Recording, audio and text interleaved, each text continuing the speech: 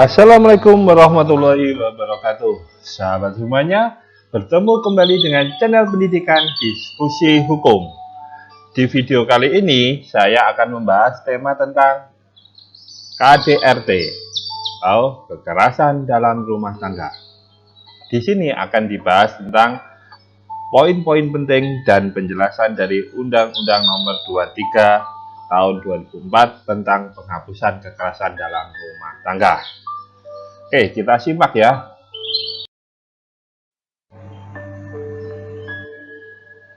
KDRT atau kekerasan dalam rumah tangga adalah setiap perbuatan terhadap seseorang, ini yang terutama perempuan, yang berakibat timbulnya kesengsaraan atau penderitaan secara fisik, seksual, psikologis, dan atau penelantaran rumah tangga, termasuk ancaman untuk melakukan perbuatan, pemaksaan, atau perampasan kemerdekaan secara melawan hukum dalam lingkup rumah tangga.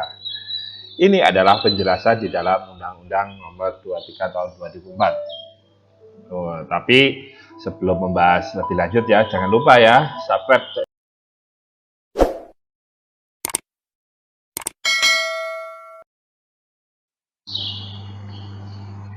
Lingkup rumah tangga, ya ini yang dimaksud dalam rumah tangga di pasal 2 itu. Yang pertama adalah suami, istri, dan anak. Jadi rumah tangga ini tidak hanya meliputi suami istri saja, tetapi juga di sini dalam undang-undang ini dilindungi juga terhadap anak. Yang kedua adalah orang-orang yang mempunyai hubungan keluarga dengan orang sebagai huruf A, sebagai yang mempunyai keluarga dengan suami istri tadi, karena hubungan darah, perkawinan, persusuan atau pengasuhan, dan pewalian yang menetap dalam rumah tangga. Jadi di dalam suatu rumah tangga, orang-orang selain suami istri yang ada hubungan darah atau perkawinan atau persusuan atau pengasuhan atau perwalian yang menetap dalam suatu rumah tangga. Dan juga di sini adalah orang yang bekerja membantu rumah tangga dan menetap dalam rumah tangga tersebut. Jadi dalam arti mungkin ini pekerja rumah tangga atau istilahnya pembantu juga dilindungi dengan menggunakan undang-undang KDRT ini ya. Baik, kita lihat bentuk kekerasan dalam rumah tangga. Yang pertama adalah kekerasan fisik, kedua kekerasan psikis, ketiga kekerasan seksual, dan yang keempat adalah penelantaran rumah tangga. Kita bahas satu persatu, yaitu dari pengertiannya ya. Kekerasan fisik adalah perbuatan yang mengakibatkan rasa sakit, jatuh sakit, atau luka berat. Sedangkan kekerasan psikis adalah perbuatan yang mengakibatkan ketakutan, hilangnya rasa percaya diri, hilangnya kemampuan untuk bertindak, rasa tidak berdaya, dan atau penderitaan psikis berat pada seseorang.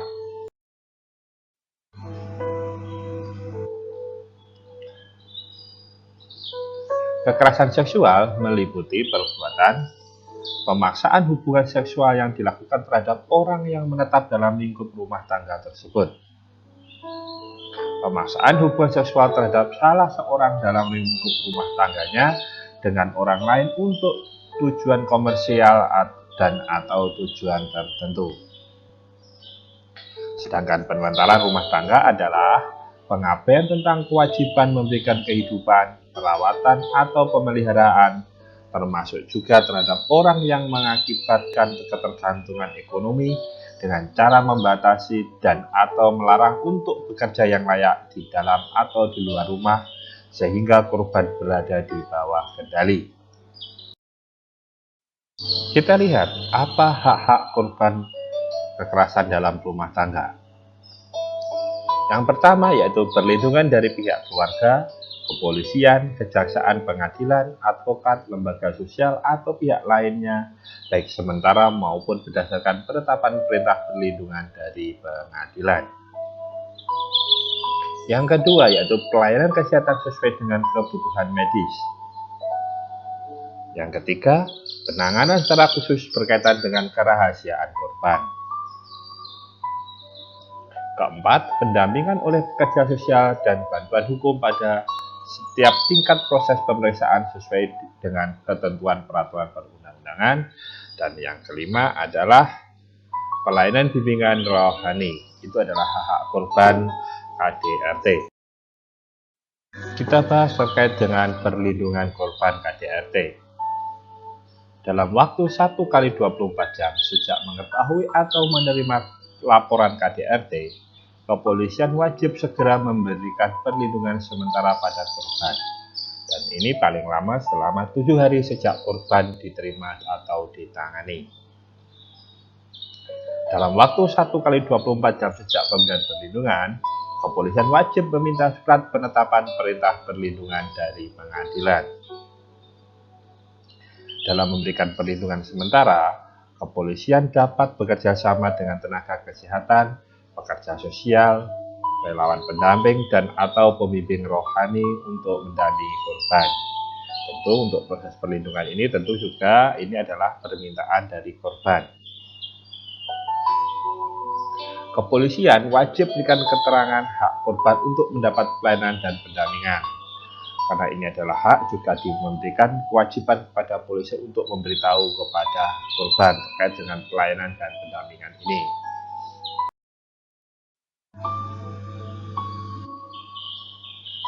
Kita lihat apa itu rumah aman. Korban yang memerlukan perlindungan dengan penetapan pengadilan berada di dalam rumah aman atau tempat tinggal alternatif. Rumah aman ini bisa milik pemerintah daerah atau masyarakat, yang mana di dalam rumah aman ini korban akan mendapatkan perlindungan hukum atau dari sisi keamanannya, ya.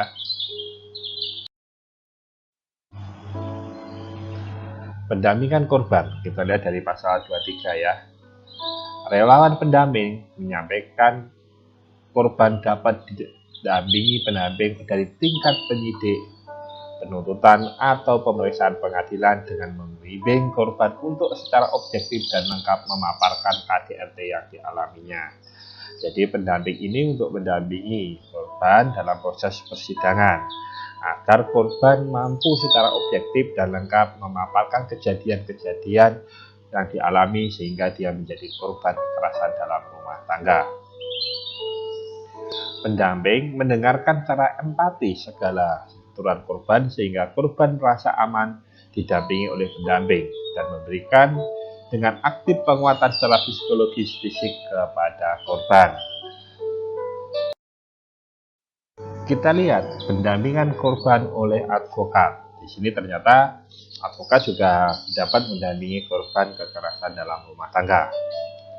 Dalam melakukan pendampingan advokat ini wajib yang pertama yaitu memberikan konsultasi hukum yang mencakup informasi mengenai hak-hak korban dan proses peradilan.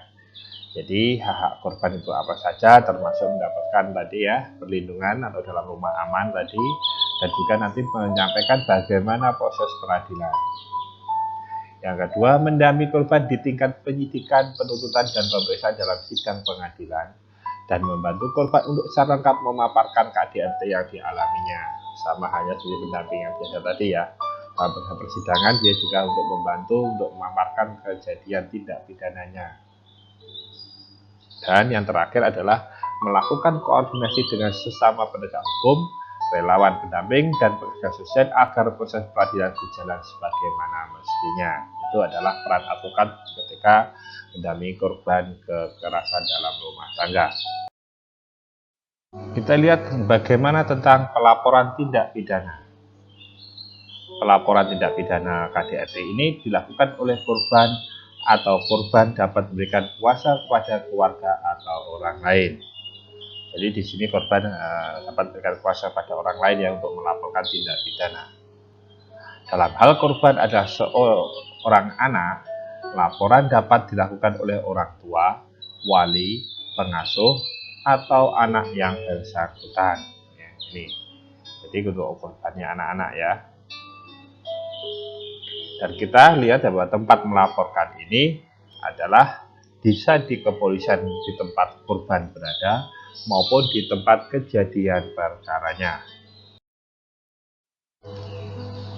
Penetapan perlindungan oleh pengadilan. Ketua pengadilan dalam tenggang waktu 7 hari sejak diterimanya permohonan wajib mengeluarkan surat penetapan yang berisi perintah perlindungan bagi korban dan anggota keluarga lain, kecuali ada alasan yang patut. Permohonan untuk memberi surat perintah perlindungan dapat diajukan oleh yang pertama, korban atau keluarga korban. Yang kedua, teman korban, kepolisian, relawan pendamping, atau pembimbing rohani.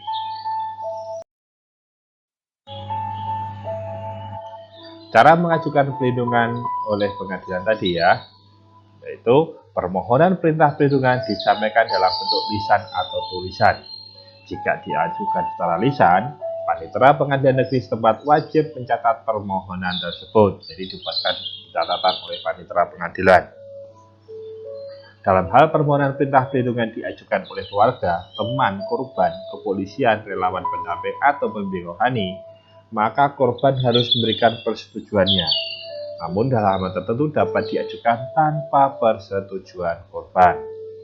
Contohnya, itu korban dalam keadaan luka berat dan dan dia tidak bisa melakukan penandatanganan atau persetujuan, maka itu bisa diajukan tanpa persetujuan korban. Jangka waktu pelindungan oleh pengadilan. Perintah perlindungan dapat diberikan dalam waktu paling lama 1 tahun.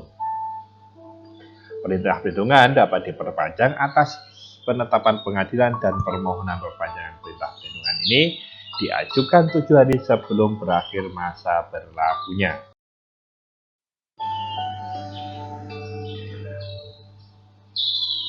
Pelanggaran perintah perlindungan. Dengan bukti permulaan yang cukup dapat menangkap dan melakukan penahanan tanpa surat perintah terhadap pelaku yang diyakini telah melanggar perintah perlindungan, walaupun pelanggaran tersebut tidak dilakukan di tempat polisi bertugas. Jadi di sini kepolisian diberi kewenangan untuk melakukan penangkapan dan penahanan terhadap pelanggaran ini ya. Penangkapan yang dapat dilakukan dengan penahanan dalam jangka waktu 1 kali 24 jam. Penangkapan dan penahanan wajib diberikan surat perintah penangkapan dan penahanan setelah 1 kali 24 jam. Dan penangguhan penahanan tidak berlaku terhadap penahanan ini. Jadi apabila yang seorang ini pelakunya ini melakukan penangguhan penahanan, maka itu sudah terhukum tidak bisa diberikan karena tidak berlaku penangguhan penahanan. Laporan pelanggaran perlindungan ke pengadilan.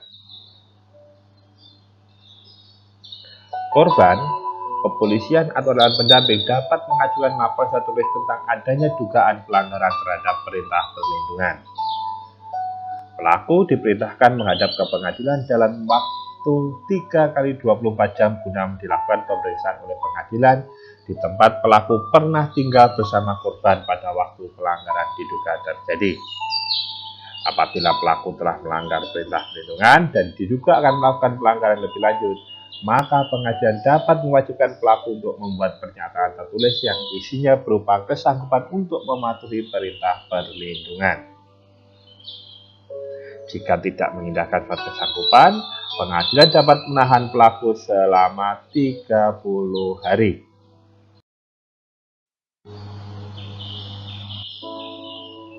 Ketentuan pidana selanjutnya ya. Ini diatur dari pasal 44 sampai dengan pasal 49.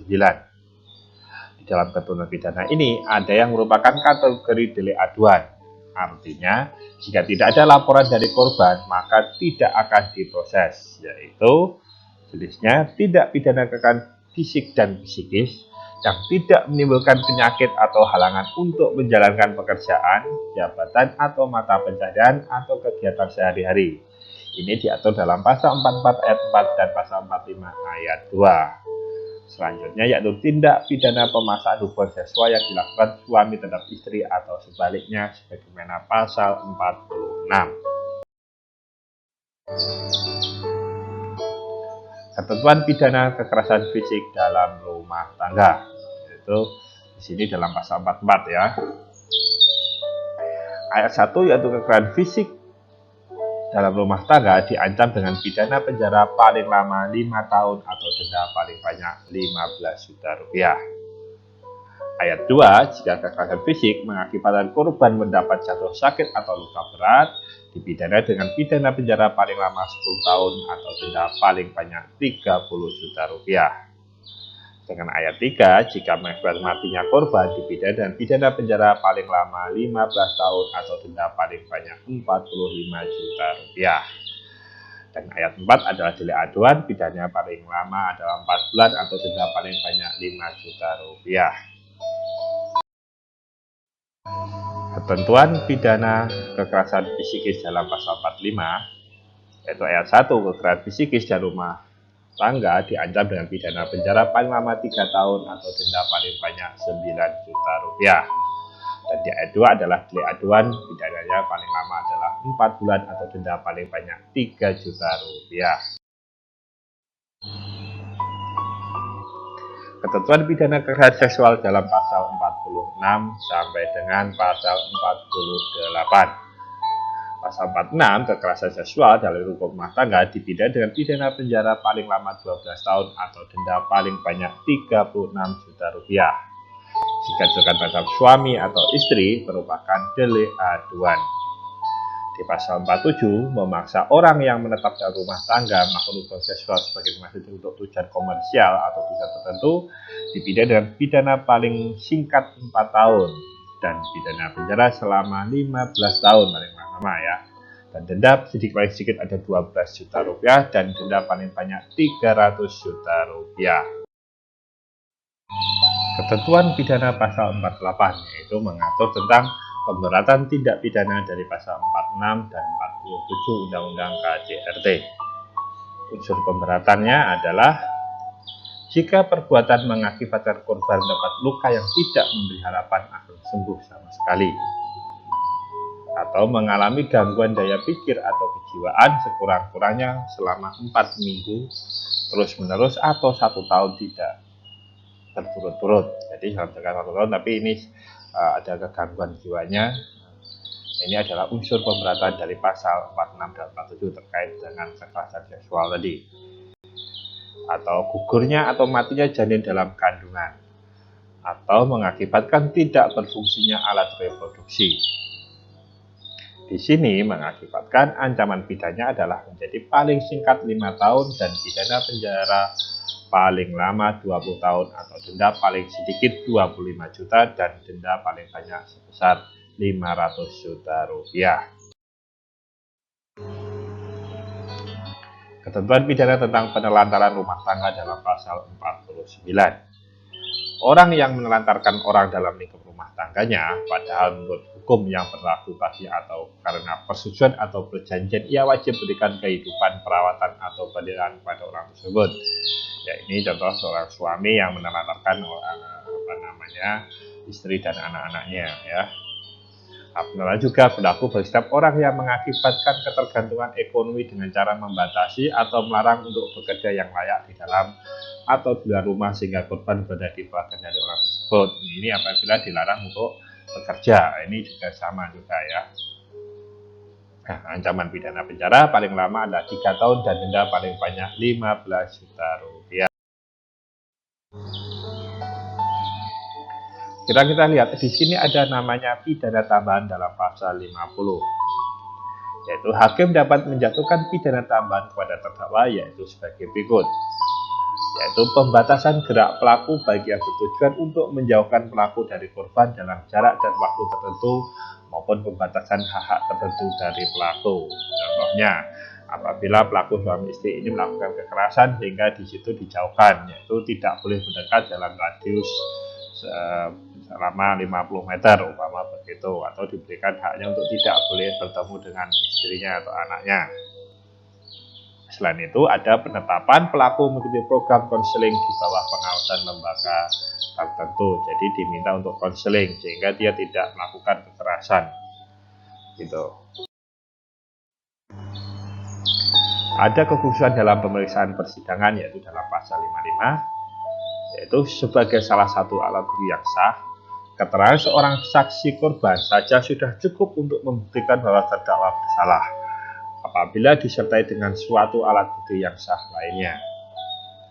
Jadi dalam pembuktian, keterangan korban dan alat bukti yang sah lainnya bisa digunakan untuk membuktikan kesalahan dari terdakwa.